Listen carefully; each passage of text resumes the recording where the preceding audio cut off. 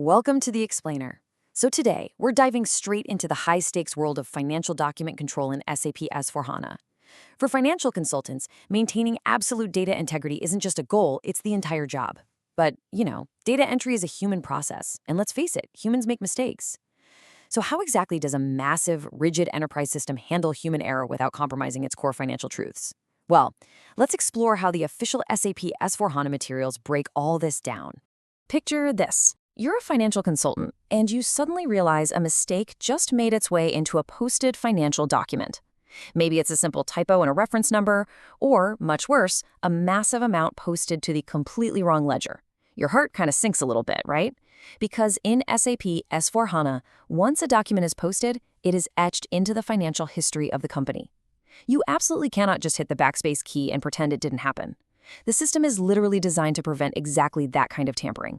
So what flexibility do you actually have to fix it, and how does the system keep you honest while you do? Here is our roadmap for this explainer. First, when mistakes happen. Second, rules for document changes. Third, reversing incorrect documents. Fourth, normal versus negative postings. And finally, number 5, maintaining financial integrity. All right, let's get started. Section 1, when mistakes happen. Turns out, SAP draws a massive line in the sand here. It divides the world into two very distinct categories: modifiable fields and locked fields. You actually do have some administrative flexibility for things like the reference number, the document header text, the assignment field, line item text, and even payment terms. But the locked fields? We're talking the amount, the posting key, the account.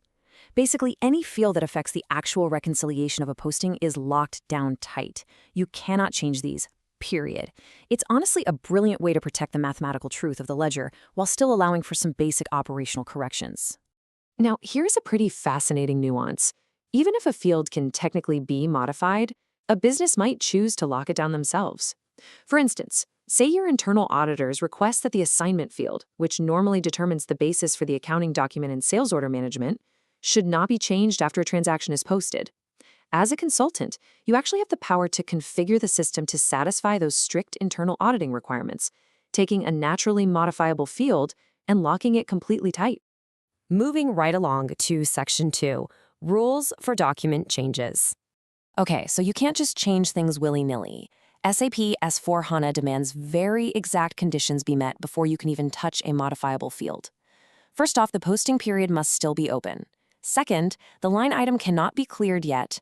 Third, the item needs to be either a debit in a customer account or a credit in a vendor account. And finally, the document absolutely cannot be a credit memo for an invoice or a credit memo from a down payment.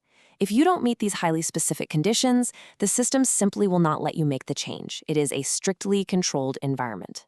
So let's say you manage to meet all the prerequisites and you make a change. What happens in the background? Well, the system instantly acts as a digital surveillance camera. Step 1, it captures exactly which field was changed. Step 2, it records both the new value and the old value, so the history is literally never lost. Step 3, it logs the exact user who made the change. And Step 4, it stamps the exact time and date. Make no mistake, Big Brother is definitely watching every single keystroke to ensure absolute transparency. And of course, all that tracked data has to go somewhere, right? For financial consultants and auditors, the ultimate tool is Report RFBBL00. It's essentially your window into who changed what and when across different company codes, fiscal years, document numbers, and specific usernames. Which brings us to Section 3, reversing incorrect documents. Now, before we even talk about how to reverse, there is a massive roadblock you might hit. You cannot reverse documents that contain cleared items. If an item has already been settled against a payment or another transaction, it is locked tight. You are forced to take an extra step and reset the document first, breaking that cleared status, before the system will even allow you to initiate a reversal.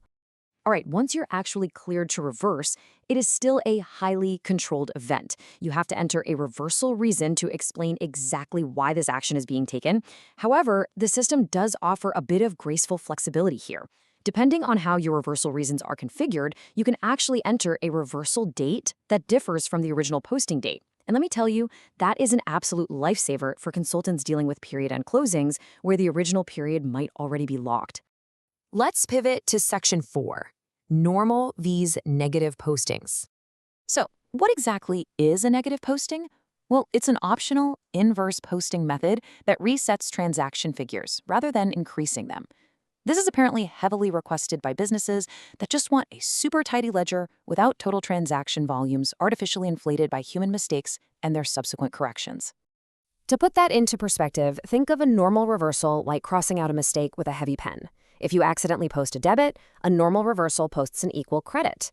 The net balance is zero, which is correct, but your total transaction figures for the period have artificially increased.